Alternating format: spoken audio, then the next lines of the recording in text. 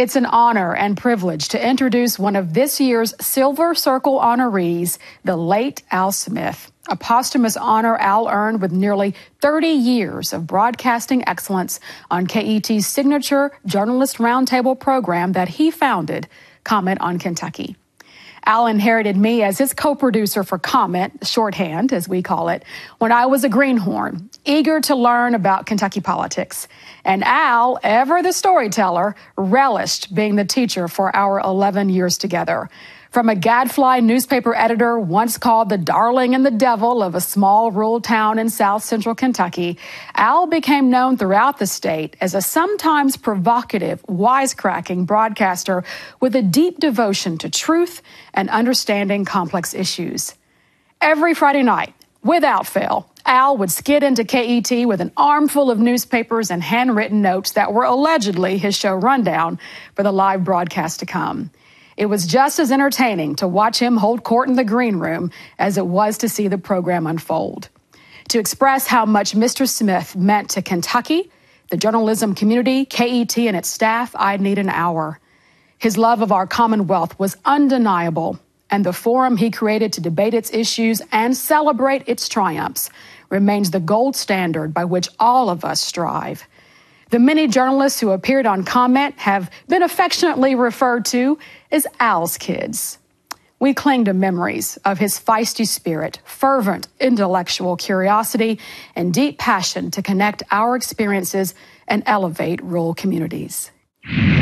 Inside the big ballot, those record filings, coal's role and energy independence, and a clash over cash for casinos. Some of the issues we'll talk about next on Comment on Kentucky.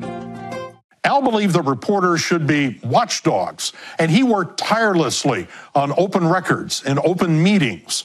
He believed government should be accountable to its constituencies, but he also thought the government could be a solution to problems and help those who needed help. And I think he felt the same way about reporters. We should serve our audiences.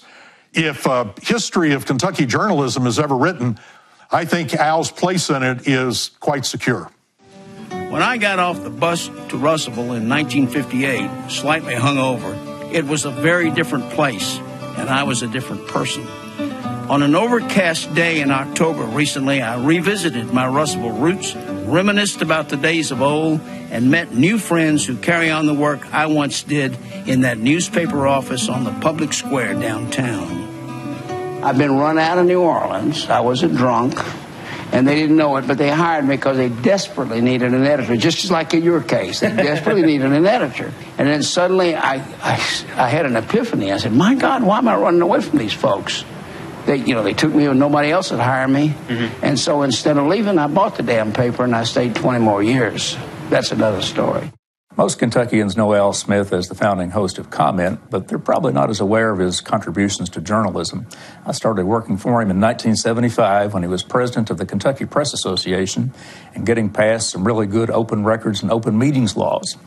Then he went on to found the Institute for Rural Journalism and Community Issues, which I run, and stands for the proposition that rural Americans deserve good journalism as much as urban Americans. That's a pretty big legacy, and it'll all never be known because Al Smith mentored so many people like me. History is the compass for the future. We look back, and then we go forward, and if we're lucky, we journey together in wisdom and faith, and perhaps even love. That's Comment for now. Thanks, and goodbye.